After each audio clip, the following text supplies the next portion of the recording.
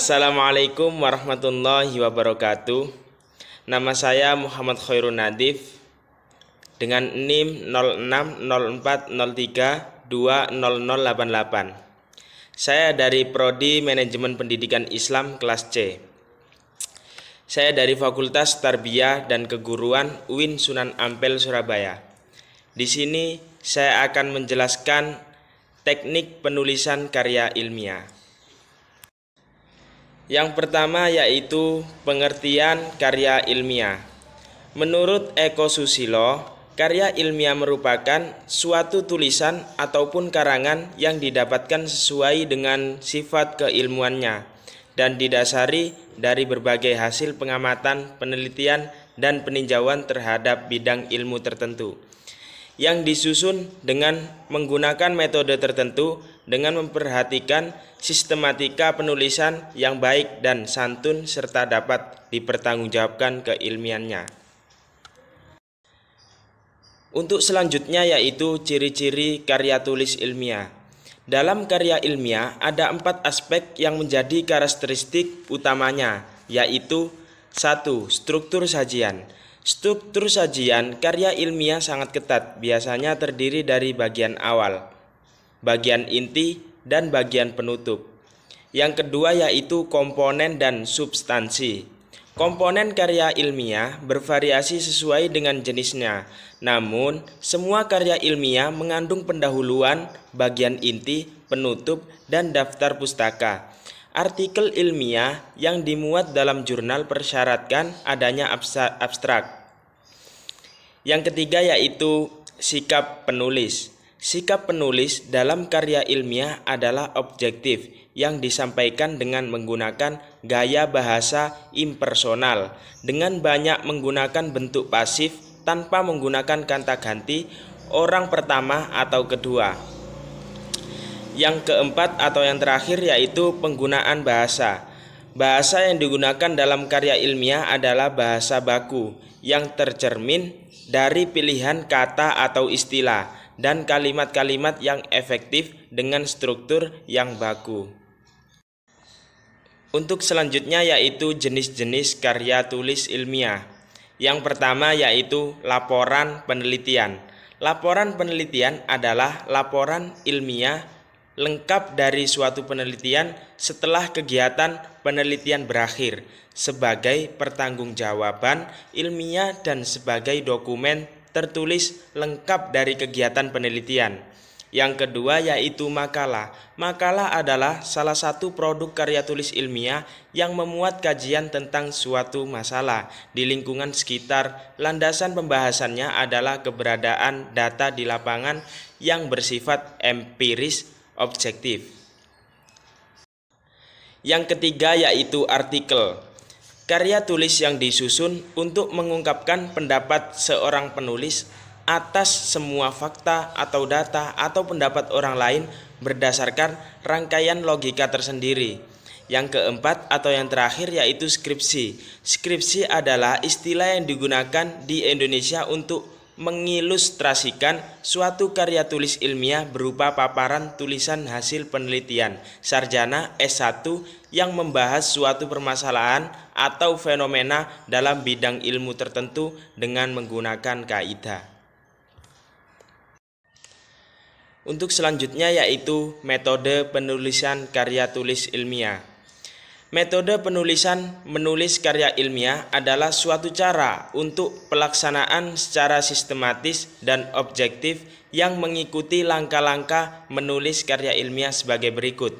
Yang pertama yaitu melakukan observasi dan menetapkan masalah dan tujuan, yaitu melakukan pengamatan atas objek yang diteliti untuk menetapkan masalah dan tujuan yang akan dijadikan karya ilmiah. Yang kedua yaitu menyusun hipotesis, adalah menyusun dugaan-dugaan yang menjadi penyebab dari objek penelitian Anda. Hipotesis ini merupakan prediksi yang ditetapkan ketika Anda mengamati objek penelitian. Yang ketiga yaitu menyusun rancangan penelitian. Menyusun rancangan penelitian sebagai langkah ketiga dari langkah menulis karya ilmiah yang merupakan kerangka kerja bagi penelitian yang dilakukan. Yang keempat yaitu melaksanakan percobaan berdasarkan metode yang direncanakan. Ini langkah keempat dari langkah-langkah menulis karya ilmiah yang merupakan kegiatan nyata dari proses penelitian dalam bentuk percobaan terkait penelitian yang dilakukan. Yang kelima yaitu melaksanakan pengamatan dan pengumpulan data adalah melakukan pengamatan terhadap objek percobaan yang dilakukan tersebut dan apa yang terjadi dalam objek penelitian. Yang keenam yaitu menganalisis dan menginterpretasikan data. Langkah-langkah menulis karya ilmiah keenam yaitu menganalisa dan menginterpretasikan hasil pengamatan yang sudah dilakukan tentang segala kondisi yang terjadi pada saat pengamatan. Yang ketujuh yaitu merumuskan kesimpulan dan atau teori, yaitu menarik kesimpulan dari semua yang didapatkan dari proses pengamatan dan penganalisaan terhadap objek penelitian. Selanjutnya yaitu syarat-syarat karya tulis ilmiah. Sebuah karangan ilmiah perlu disusun dengan memperhatikan syarat-syarat berikut. Yang pertama yaitu menyajikan fakta objek secara sistematis. Yang kedua yaitu penulisannya cermat, tepat, dan benar serta tulus, tidak memuat terkaan. Yang ketiga yaitu sistematis. Tiap langkah direncanakan secara sistematis, terkendali secara konseptual dan prosedural.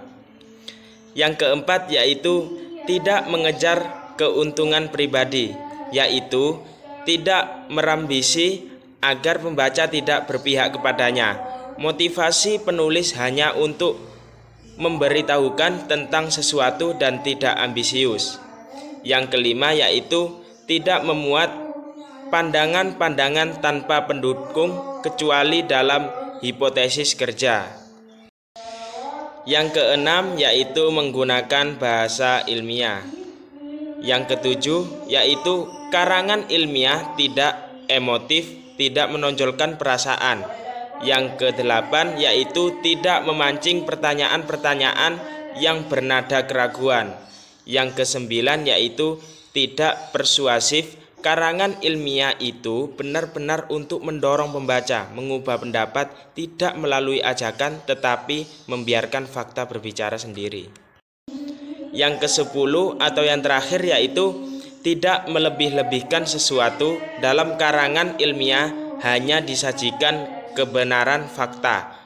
Memutarbalikan fakta akan menghancurkan tujuan penulisan karya ilmiah. Selanjutnya yaitu sikap ilmiah dalam penulisan karya tulis ilmiah. Dalam penulisan karya ilmiah ada 7 sikap ilmiah yang merupakan sikap yang harus ada. Sikap-sikap ilmiah yang dimaksud adalah sebagai berikut. Yang pertama yaitu sikap ingin tahu. Sikap ingin tahu ini terlihat pada kebiasaan bertanya tentang berbagai hal yang berkaitan dengan bidang kajiannya.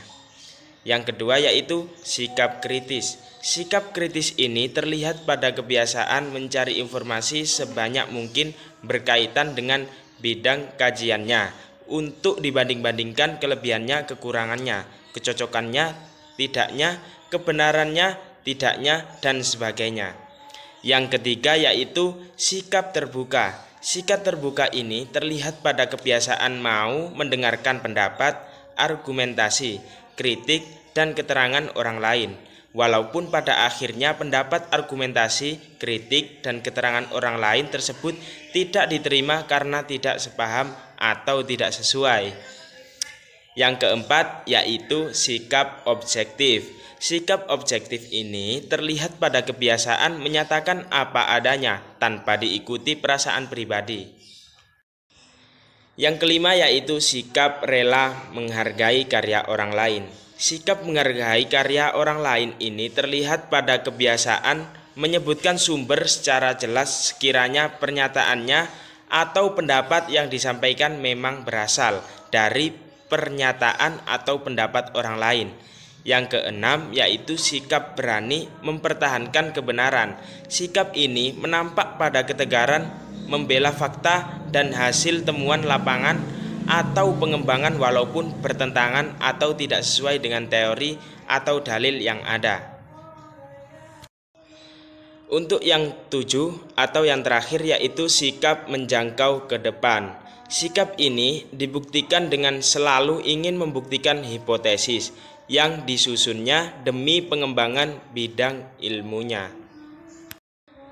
Terima kasih, semoga penjelasan saya ini dapat bermanfaat. Saya akhiri. Wassalamualaikum warahmatullahi wabarakatuh.